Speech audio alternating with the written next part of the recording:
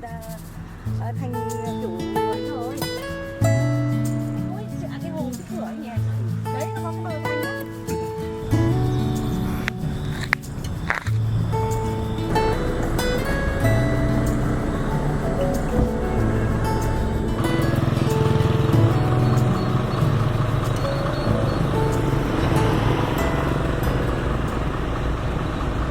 Hello, how's everybody? How are you feeling? Are you feeling good?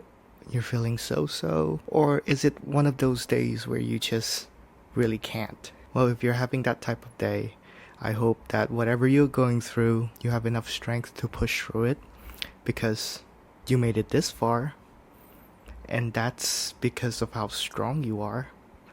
And I hope that even though it might seem like the end of the world now, keep that momentum going, and I'm sure you will get through whatever you're going through. And if you're having a good day, well, keep it up. You're doing the best you can. Just keep on, just keep that momentum going, and great things are gonna happen. I'm gonna give you the advice that you should never, ever give to a gambling addict.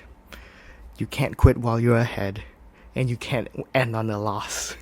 So yeah, this advice is only for you. If you're a gambling addict, don't take that advice. I don't condone gambling. I'm not Logan Paul, so, don't gamble. Unless you know what you're doing, but still, don't gamble. So today's video is going to be a little bit different. I basically speedrun 1,000 years of Vietnamese history in a couple of days. I was fortunate enough to have a architectural professor, like a historical architectural professor, accompany me to the temples that are upholding the legacy of Hai Ba Trung and An Dương Vương. Now, the two are very culturally significant to Vietnam. Hai Ba Trung basically ended the Chinese occupation of Vietnam, and they are amazingly two sisters who kind of started the feminist movement. They're just so badass. Like, they were under 300 years of Chinese rule, and then one day they were like, you know what? Fuck this. Let's start a revolution. And revolutionize they did. They stood up, rode elephants into battle, overthrow the government, and started their own government. And then they also called themselves king, because that's a huge middle finger to the patriarchy. Like, how cool is that, right? Like, such badasses. The whole story, I will leave it up to future me, who's gonna do the narrative for this video, and also the professor's gonna say some, because I don't think I have what it takes to basically condense 1,000 years worth of knowledge into this one take of an A-roll. So yeah, I'm passing it off to future me. That's a future Tam problem. So future Tam can have it, But for now, enjoy the video. I hope you learned something new today. And yeah, I hope it's aesthetic enough for you to keep watching.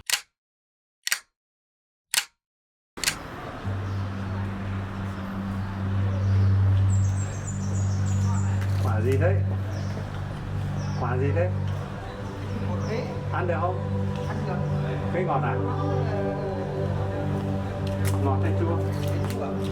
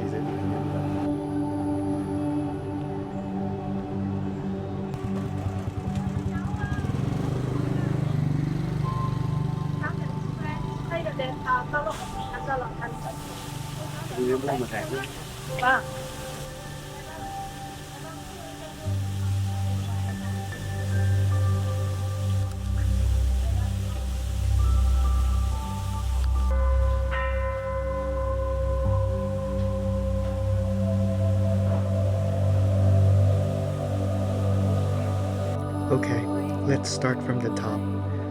It's unsure where An Dương Vương came from, but one thing's for sure.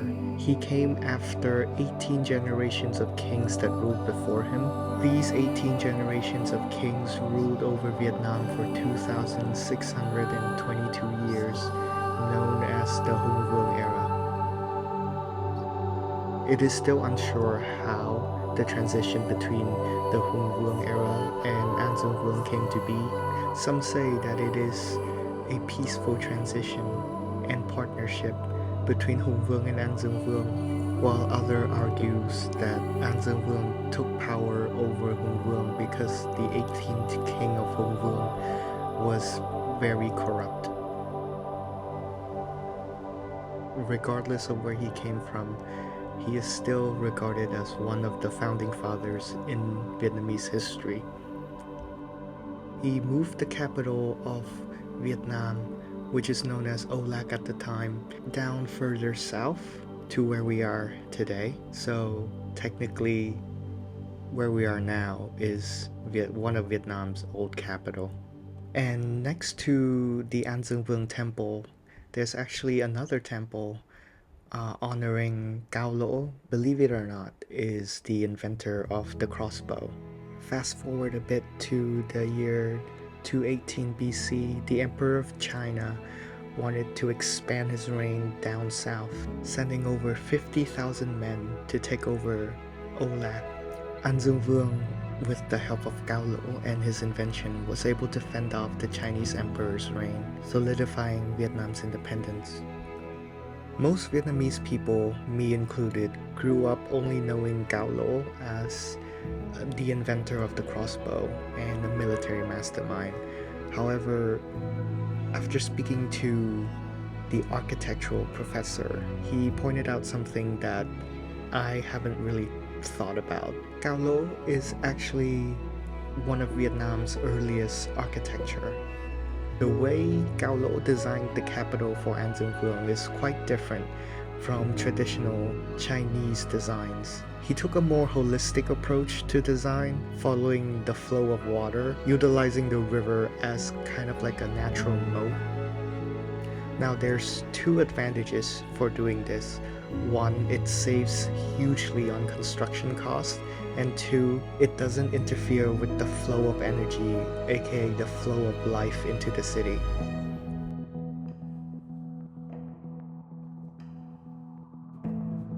And what really surprised me is that some of these walls are still visible and is still being kept today. It's truly amazing to look at these walls. They have survived almost 2,000 years.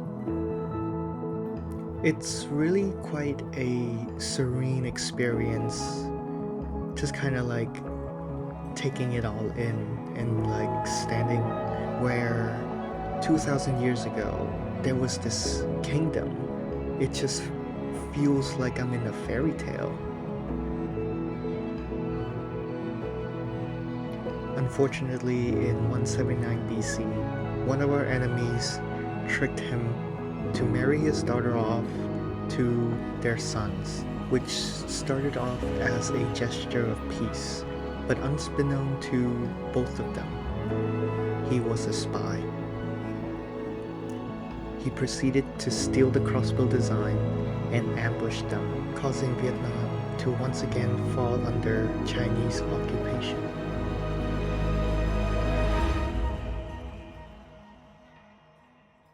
We were fortunate enough to have a sit down with the two temple keepers, sharing their stories and gaining more information about what this temple is about and the history of this temple.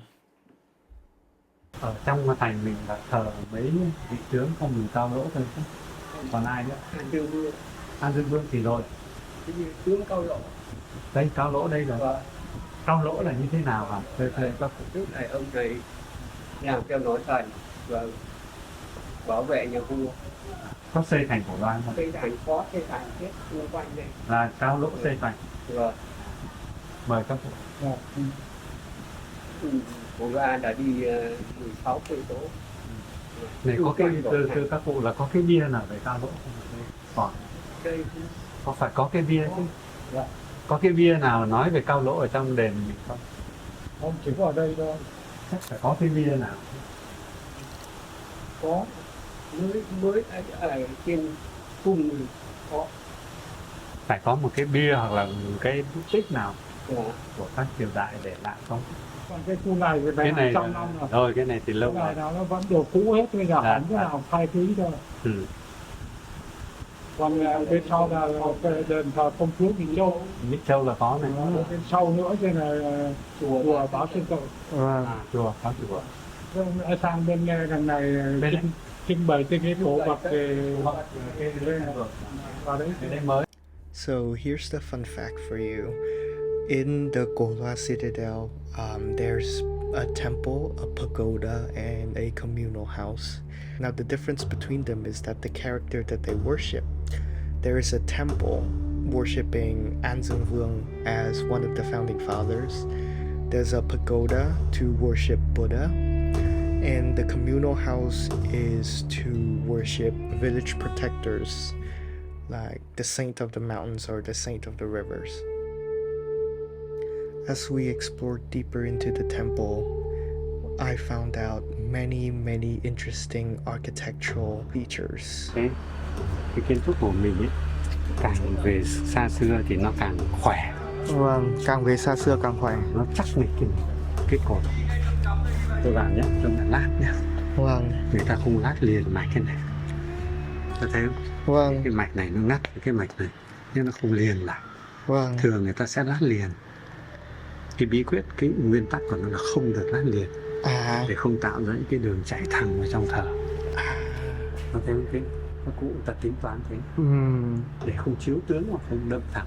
không chiều tướng. À.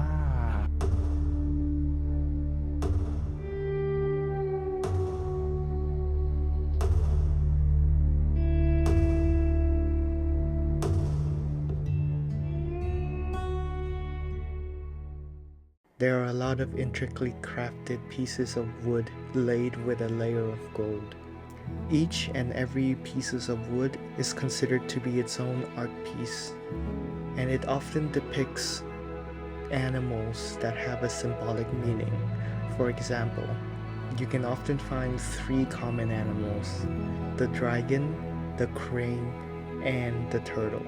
All 3 of these animals live a very long life. Therefore, they signify and symbolize longevity and strength.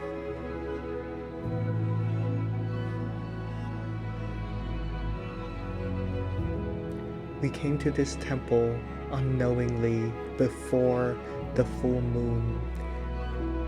So every month or so, we host kind of like a remembrance day where people would visit places of worships to basically do a reflection. Think of it as a Sunday church session. During these gatherings, we send our gratitude and our wishes, and those messages are carried with the smoke of the incense, heading to the sky, waiting, knowing that the gods can hear our prayers. It is also a moment of reflection for what we have achieved in life, or also a reflection of our mistakes, and we ask for forgiveness and hoping that the gods and fortune will favor us in the future.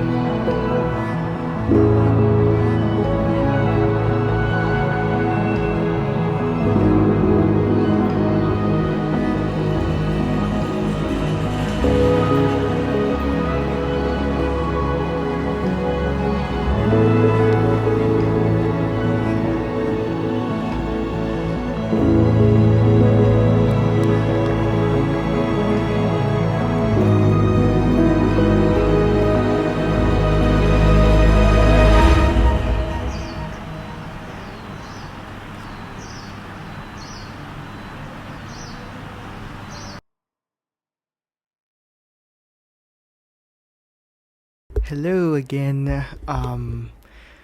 So as you can tell, it's pretty late at night. I'm editing the video and realized that this video is getting quite long. So I'm sorry if I kind of like edged you with like the story at the beginning. I think the most logical thing for me to do, because this is a very informationally dense video, I think it's best if I do a part 2 of this. So we will learn about Hai Ba Chung, the tale of the two sisters who started the revolution and basically gave a middle finger to the patriarchy probably next week or so. Oh wait, I'm going to the UK next week. The week after that. I promise. I got all the footage. I just need to edit them. I wanted to get this video out before I fly to the UK. So I hope you understand and tune in next week to hear another very interesting story. And I know this is quite a different format to what I usually do, but I just like storytelling, and I'm also kind of practicing cinematography with it.